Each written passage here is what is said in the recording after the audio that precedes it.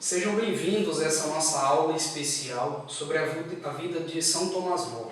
Hoje, dia 22 de junho, celebramos a memória de São Tomás Moro e queremos falar um pouco sobre a sua vida. Mas antes, uma pergunta para poder iniciar esse nosso encontro.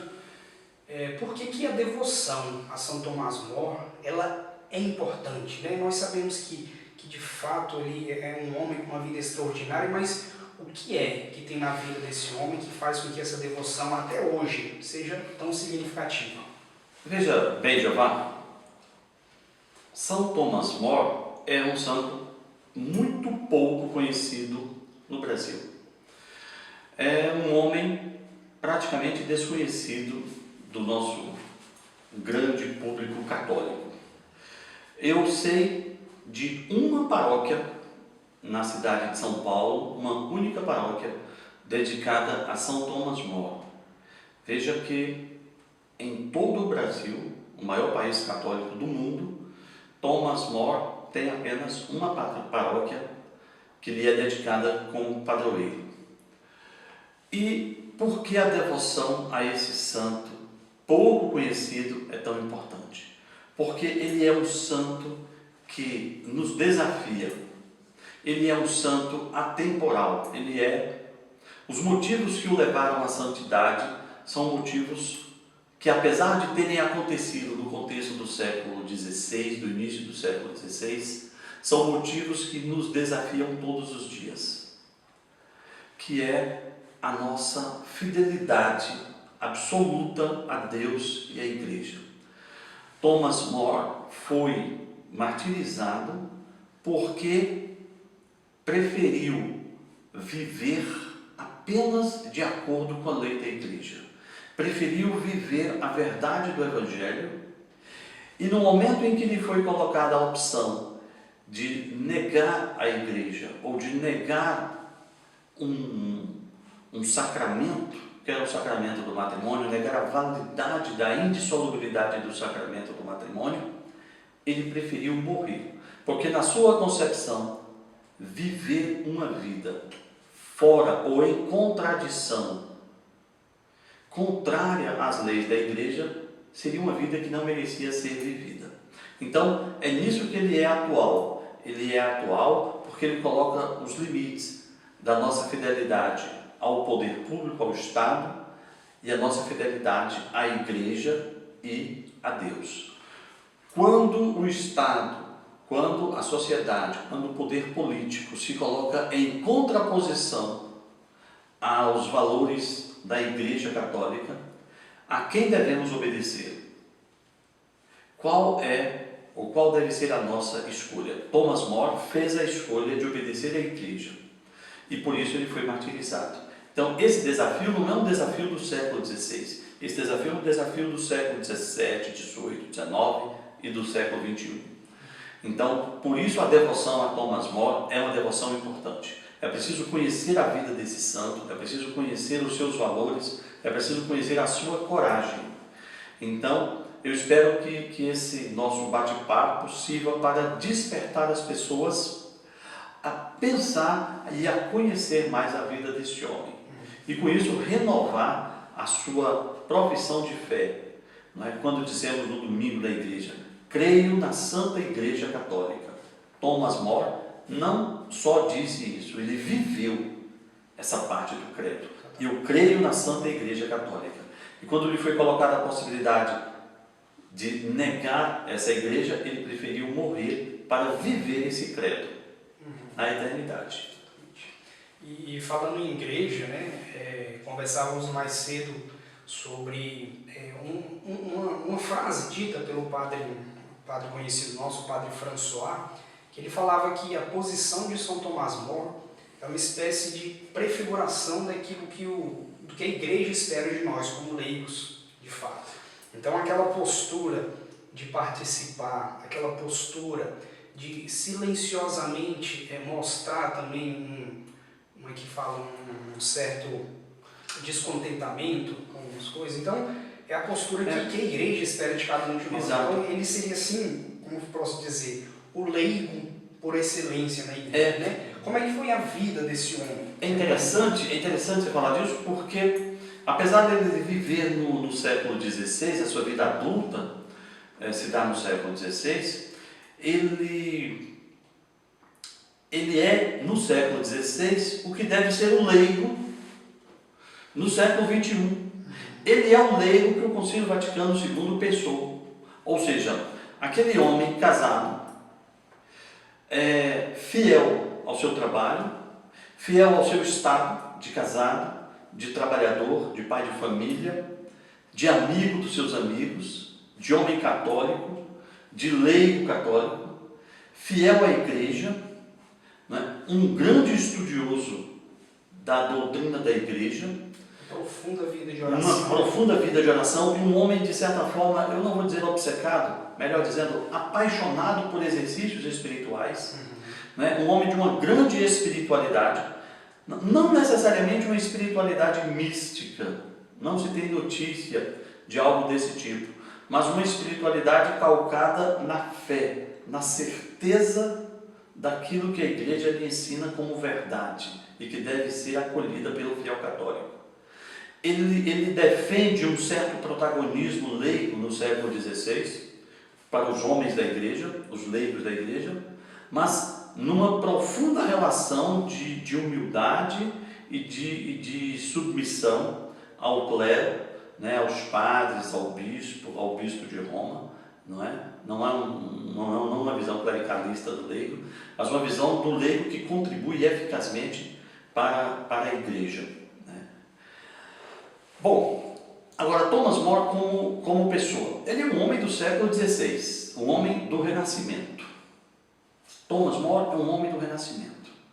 Ele nasce numa família de classe média, ele é filho de um juiz, estuda em Oxford a partir dos 14, 15 anos, volta para Londres para se formar como advogado, seguindo a profissão do pai, não é? E desenvolve um gosto, um apreço enorme pela cultura clássica, não é? É um estudioso de Aristóteles, é um estudioso da patrística, é um estudioso do latim e do grego, é um homem que conhece as escrituras, é um homem que, dotado de um excelente humor, é famosa a chamada oração do bom humor, que Thomas More compôs, uma oração para que Deus lhe dê bom humor. Então veja, é um homem excepcional no sentido do conhecimento, no sentido da dedicação aos estudos, é um grande humanista, mas não aquele humanista puro, pagão do século XVI, do Renascimento. Que busca deixar o homem no centro. Aquele humanista antropocêntrico.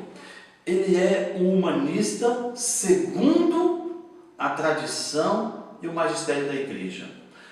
Deus criou o homem e o colocou como o ápice de sua criação, né? Dominai a terra, sujeitai-a, dominai sobre os animais, sobre os peixes, né?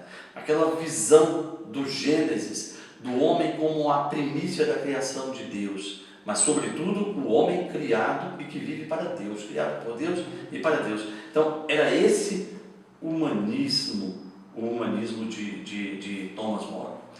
É um grande intelectual, um homem que escreveu, por exemplo, A Utopia, um homem que escreveu uma biografia de Pico della Mirandola, não é? Era um homem que estava em contato com os grandes pensadores de sua época, era talvez o melhor amigo de um dos grandes humanistas do século XVI, que era Erasmo de Rotterdam, né?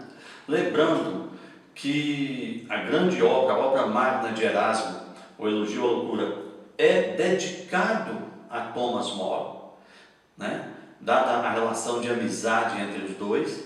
Quando Erasmo ia a Londres, ficava hospedado na casa dele, né? Eles eram amigos próximos, e Thomas More dedicou a sua obra mais conhecida, a Utopia, a Erasmo, né? Então, era um homem que estava, vamos dizer, antenado com as grandes questões intelectuais de sua época. Foi casado, né? Casou-se pela primeira vez com uma mulher que teve 4 filhos, mas essa mulher veio a falecer, então ele se casou novamente, né? E ele era um homem que tinha uma relação extremamente afetuosa e respeitável para com a esposa, né? As cartas que ele escreve da prisão denotam um carinho muito grande pela esposa, um cuidado, uma preocupação. Ele tem uma peculiaridade na educação dos filhos, que é o fato de ter dado às filhas, isso no século XVI, a mesma educação que fora dada aos filhos do sexo masculino. Ele não fez distinção numa época em que as mulheres eram preparadas apenas para serem esposas. As filhas de Thomas More eram mulheres de elevada formação cultural, né, humana e intelectual para aquela época. E ele, como um excelente advogado, jurista, podemos dizer, também alcança cargos significativos no seu trabalho. Então, talvez ele comece a vida ali como um simples advogado, exercendo o direito e vai crescendo significativamente. Antes de pensar na vida intelectual e profissional, aliás, a vida intelectual de Thomas More, ela está ligada à própria idade da razão, porque desde a infância ele é um grande leitor. Desde a infância ele aprende o latim e o grego muito cedo. Então ele lê os clássicos que estavam disponíveis a uma parcela da população no início do século XVI. Um dos bons frutos do renascentismo, o resgate dos clássicos. Exato. Ele tem acesso aos clássicos e ele os lê na língua original. Você imagine que os textos que ele recebe, por exemplo, de Aristóteles, os textos de Cícero, de Virgílio, não é? Todo aquele conjunto da antiguidade clássica, da antiguidade greco-romana, ele tem acesso e condições de ler tudo aquilo no original, em grego e em latim. Isso, essa grande atividade cultural perpassa toda a sua vida. Tem um determinado momento na sua formação como advogado, ali, próximo dos 20 anos, que ele pensa na hipótese do sacerdócio. Como leigo, como rapaz católico, ele considera a possibilidade de se tornar padre. E aí ele vai para Cartucho.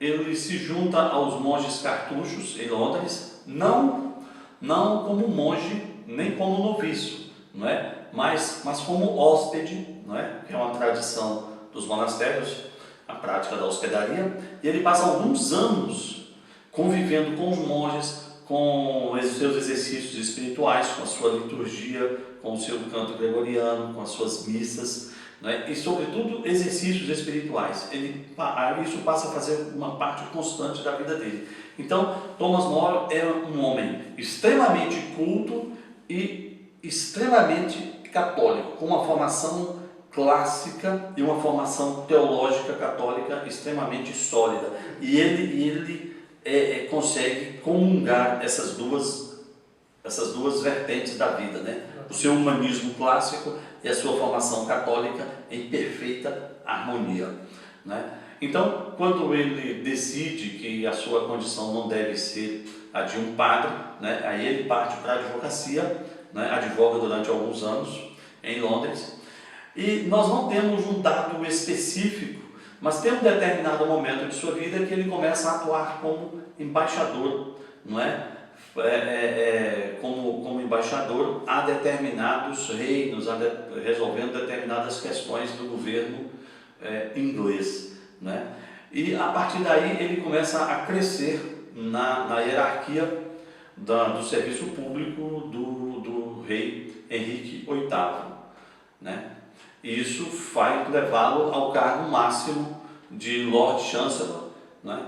Que é um cargo que é um tanto difícil, porque não existe um correspondente no Brasil hoje, mas nós poderíamos pensar em alguma coisa assim como funções de ministro da Justiça ou funções de ministro do Supremo Tribunal Federal, mas de qualquer forma ele era o chefe do judiciário, o chefe da administração judiciária, do poder judiciário e da própria justiça na Inglaterra, né? Ali na primeira metade do século XVI, né?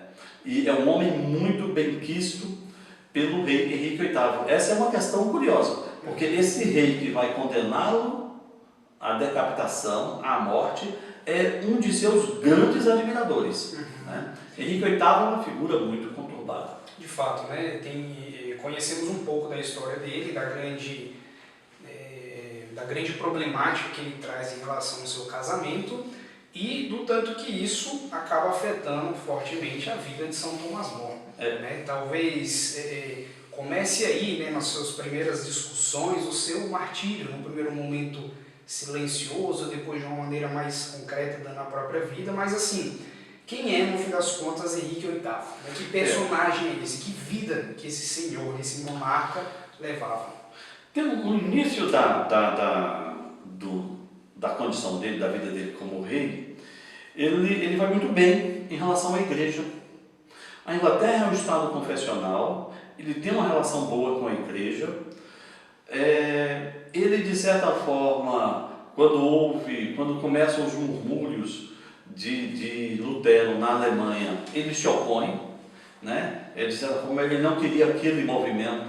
Assim, na Inglaterra, enquanto os príncipes daqueles pequenos reinos que mais tarde formarão a Alemanha, né? Os príncipes alemães, encampam Lutero e apoiam severamente, Henrique VIII não quer saber daquela discussão, né? Num primeiro momento, né? Ele é tido até como um defensor da fé, né? E é um grande amigo de Thomas More.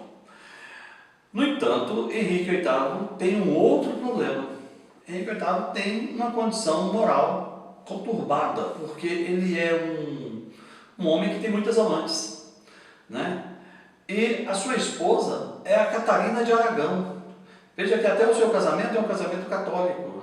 Ele é casado com Catarina de Aragão, que é filha dos reis católicos de Espanha, os reis que formam a Espanha, o Fernando e a Isabel de Aragão, né? Então, como teve um incidente num passado pouco recente aí, que é o fato da Catarina ter sido casada por procuração com o irmão do Henrique VIII, que vem a morrer antes da consumação do casamento.